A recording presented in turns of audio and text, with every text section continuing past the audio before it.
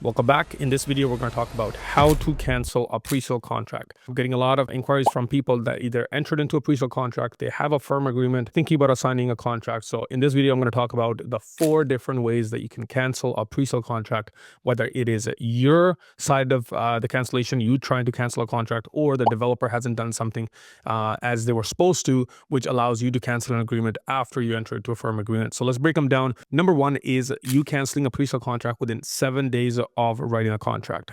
This is basically the cooling period or the rescission period, they call it. Within these 7 days, you can cancel a contract without any penalties. If you change your mind, you saw something in the disclosure statement, you're not confident in the developer, the floor plan you didn't like, or whatever the reason may be, you can cancel this contract at no consequences to you. If you have given a deposit to the developer, they can't deposit that money in the trust account until the 7-day rescission period is done, which is when the agreement is considered firm. So if you have given your deposit, you will get that deposit back, but those 7 days are for you to basically do your due diligence, and if there's any issues that come up, you cancel that contract and then you move forward and say, okay, I don't want this contract, or you're moving forward into a firm agreement, and that's when you would give your deposit if you already haven't. That's your first avenue of canceling a pre-sale contract. Number 2, so once the 7 days are done, now you're entering into something called 12 months of financing and building permit requirements period for the developer. Now the ball is in the developer's court.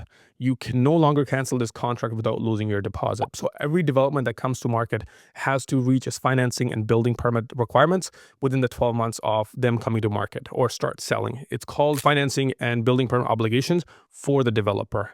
It's the right to cancel if the developer fails. For example, if you bought the unit in September 2023 and now September 2024 has come by, the developer hasn't sent you something called a first amendment, which is the update to the disclosure statement advising you that they have gotten financing, satisfied financing from a lender, or they have gotten their building permit. If any of these requirements are not met within 12 months of them starting or filing disclosure, so when you buy a pre-sale contract, you're going to get the first document. It says disclosure statement filed on specific date.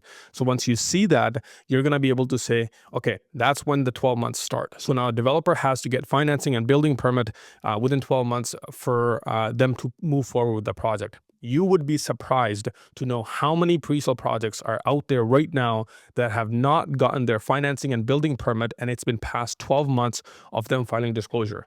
This opens the door for you as a purchaser to cancel the contract and walk away with your deposit because you no longer feel that this developer is competent, or you have the confidence in the developer to be able to go through with their financing and building permit, and then plus, obviously build it on time. So you'd be surprised how many people don't know this, right? So you want to make sure that it's within 12 months and you get the first amendment. It's called the first amendment, so the developer has to file that for you. If they fail to send that amendment over to you within the 12 months, you can call the developer yourself or have your agent send an email or call the developer and say, hey, what's the update on the development? And I have personally canceled contracts and developments. I'm telling you right now from experience, all you have to do is email the developer or call them and say, what's the update on the building permit or financing? If they say, hey, we're only 1 week out, 2 weeks out, not a big deal. But if the answer is, we don't know yet, we're working on it, or it could be 3 months or 6 months, I would advise my clients without them even knowing, and most clients don't keep on top of these things. Agents should be, and agents are. And I would call the client and say, hey, listen, they're past 12 months, they're in violation. The contract is not now open from our end to be able to cancel and terminate and get our deposit back. So you tell me what you want to do. Is it to cancel a contract, or should we just hold tight for another 2 weeks, 3 weeks, or 3 months, whatever it is? Sometimes if you're on a really, really good price point, you might give it a bit of a grace period. But if you feel like, you know what, this is not something that I want to move forward, I've already put 6 months, 9 months, a year into this development, and I don't see any ROI on this happening, I would just walk away from the contract, cancel the contract, move forward. Simple email, phone call would do. Just say, hey, we're exercising our right to cancel the contract because you failed to file building permit and financing according to this section. And there's sections in the contract that you can look at and send to the developer. So that's option 2. Now, option 3, this clause is called an adjustment clause. Sometimes it's a variation clause. And this is something that I think most people don't know about. But this basically means, so a developer has filed a building permit, they have gotten their building permit, and the final strata plan comes back. So once the final strata plan comes back and you look at the unit size that you purchased or the strata plan that you looked at when you purchased a unit, and there's significant changes to it. For example, if you bought a 1-bedroom unit and it was 500 square feet and the unit comes back at, let's say, 460 square feet. Now you're a 40 square foot smaller unit. Now there's always variation clause in the contract. I've seen between 3% to 5% to 7%. I've also seen 11%, just so you know, but that would be a red flag for me to even buy the unit. Anything between 3 to 5% is very normal. Now, if the strata plan has changed where the unit that you purchase is now smaller by 3 to 5% and outside the variation clause, you can also cancel the contract, but you only have 7 days.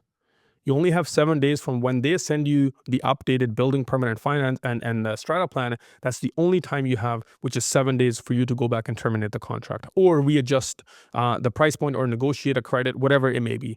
And sometimes it could just be that, hey, in the beginning when they sold the project to you, there was an entire amenities area that was appealing to you. For example, let's say they had saunas, right? And then when you get the final strata plan, you'd realize, hey, they're actually gotten rid of the saunas and it's now being replaced with something else. That's a significant change to your property's value. So what you want to do is you want to call the developer back and say, hey, based on this new strata plan, this has changed, which this changes and hinders the value of my property that I purchased or my livability or the price that I paid based on kind of what you showed me. So I want to cancel that contract, and you can cancel that contract. You just have to read your variation clause in that contract. So there are things that you need to keep on top of as the development is going through. So you can't just buy a pre-sale and just sleep on it. When you buy a pre-sale unit, your agent or you should be monitoring that construction throughout to completion. Not only did they get their building permit and financing, but also, okay, if the strata plan came back, is it still the same square footage? Is it still the same amenity space? Has anything changed significantly in the building? And you'll be surprised how many people sleep on this and the entire value of their unit has changed. And then people wonder why they didn't get the product that they should have gotten on completion. The challenge is, and the reality is that most people don't know what the hell they're buying. Right? And the agents don't know what they're helping their clients buy. So instead of being surprised on completion that, hey, I didn't get this in my amenity space, you said there were going to be this, you should have looked at the strata plan when it came back and you should have terminated the contract within 7 days of you getting the updated amendment to the contract or to the disclosure statement and said, okay, that's my right to exercise. When there is a significant change in the strata plan, you can cancel that contract. So that's 7 days from when you get the update or notice from the developer. And the last and the least option that you go into is which is number 4, and that is you assigning that contract. This does not mean that you're getting out of the contract. It just means you're passing on the obligation to complete that contract to somebody else. This would be a whole topic that I would do on a separate video, but this is your last resort to get out of a pre-sale contract and get your deposit back. So if you're going to assign a pre-sale condo, what I would highly encourage is that should be your last resort if you have to assign it, because a lot of times in this market, what I'm seeing is people are leaving money on the table just because they can't close on the property. And rightly so. I mean, investors are out there for blood. You know, they know that when an assignment comes to market, these guys can't close, right? This is not like, oh, I'm taking profits. This is like, oh, I can't close. I need to get out. So when they see that, they're going to say, offer 1 is we take it at your purchase price. And worst case scenario, hey, we want $20,000 discount on your purchase price. And you'd be surprised. People are still selling those contracts. $20,000 less than their purchase price because they'd rather lose $20,000 and lose $100,000 deposit. So those are your last resorts when it comes to getting out of a pre-sale contract. We never ever buy pre-sale condos to flip, but when the opportunity comes, when the market is good, we would flip it, but we always buy to close on these properties. So these are your 4 ways of canceling a pre-sale contract. I'm hoping this gives you insights on how to get out of a pre-sale contract and to be able to monitor your pre-sale investment throughout the construction phase so you do and make better decisions. And if you're in the market for a good pre-sale opportunity, use the link in my bio to book a call, and I'm happy to chat with you. There's some great opportunities. We're picking up units at resale prices and it actually below resale prices. For example, Langley, we're picking up units way below resale prices. So there's great opportunities in the market. It's just you have to find the right project, right price point, and then have the right mindset to invest into a pre-sale condo. I kid you not, there's so much money to be made if you just know what you're doing. I hope this helps you. I'll see you in the next video.